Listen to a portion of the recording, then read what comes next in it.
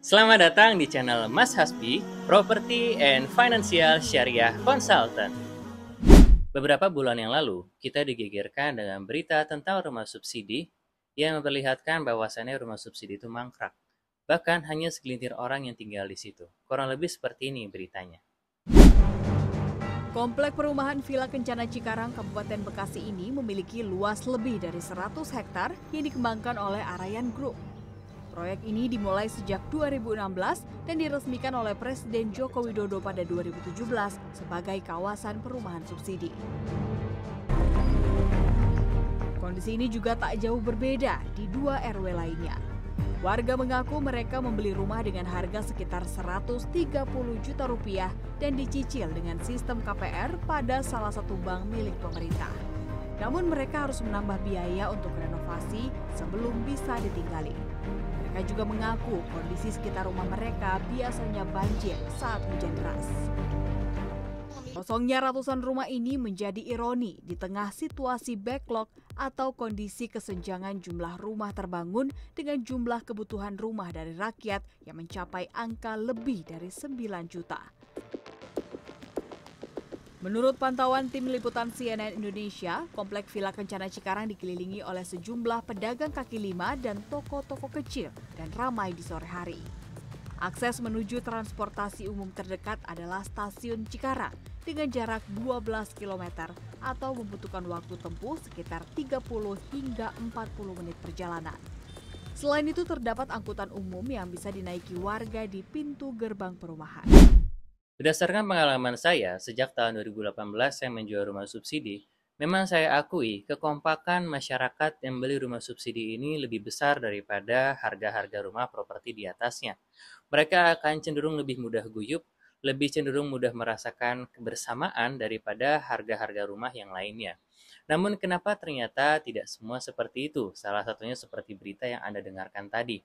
Dihadiri oleh Presiden Joko Widodo pada waktu itu untuk launching produknya, namun berdasarkan fakta tidak semua tinggal di rumah tersebut. Sebenarnya ada beberapa kendala yang menjadikan perumahan tersebut seolah-olah kelihatan mangkrak. Yang pertama memang biasanya tidak semua developer itu transparan dalam memberikan biaya yang harus dipersiapkan. Mungkin mereka akan memberikan sebuah simulasi berapa DP-nya, cicilannya, biaya notaris dan lain-lain harus dipersiapkan. Namun terkadang mereka lupa bahwasannya mereka juga harus mempersiapkan biaya renovasi untuk bagian belakang, yaitu bagian dapur dan juga area cuci. Ini sangat penting dalam sebuah rumah, karena memang bagi ibu-ibu yang senang masak, pasti perlu dapur dong buat masak.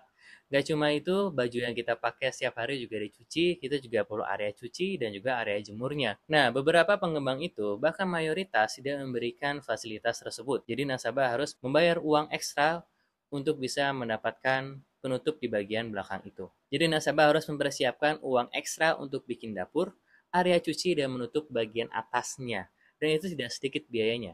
Bisa sekitar 20 sampai dengan 30 juta menyesuaikan dengan spesifikasi dan juga kebutuhannya. Lalu yang kedua, memang ketika membeli rumah subsidi, saya akui areanya itu jauh-jauh sekali. Dan mayoritas rata-rata ada di Kabupaten Bogor, Kabupaten Bekasi, atau jauh lagi sampai ke Karawang maupun Cikarang.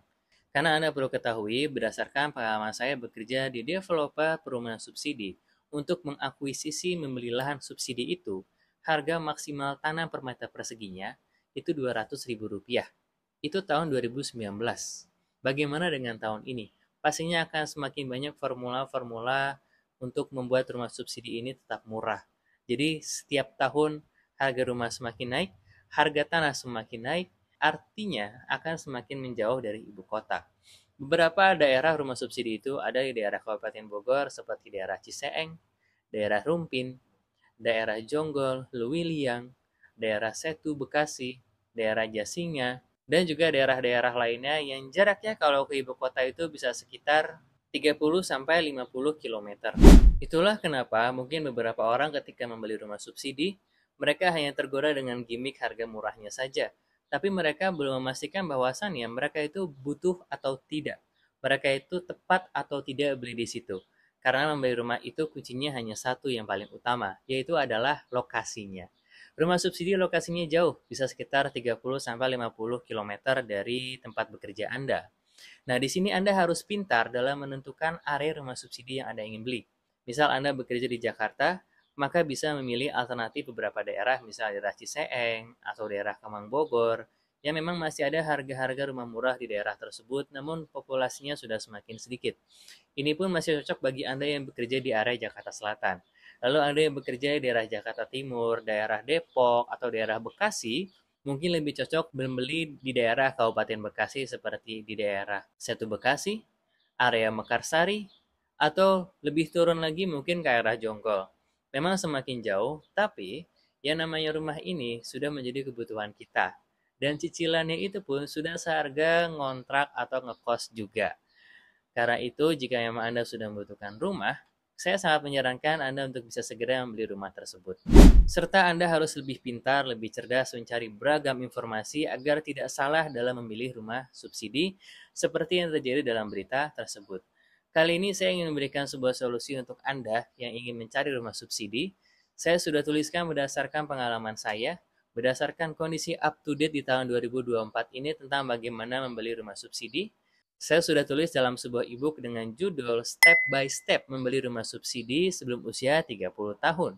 Eksklusif untuk Anda yang ingin mencari rumah subsidi agar tidak salah, agar tidak membuat rumah tersebut menjadi mangkrak. Di sini saya akan jelaskan rincian biaya yang Anda perlu siapkan, terus bagaimana agar KPR Anda bisa di-approve, serta bagaimana cara menentukan titik lokasi yang tepat untuk keluarga Anda. Langsung saja klik link yang ada di deskripsi, atau juga bisa yang ada di bio saya. Merasa konten ini bermanfaat, Anda bebas share kepada keluarga maupun teman-teman Anda. Jangan lupa like and subscribe, serta jika ada pertanyaan Anda bisa tulis di kolom komentar.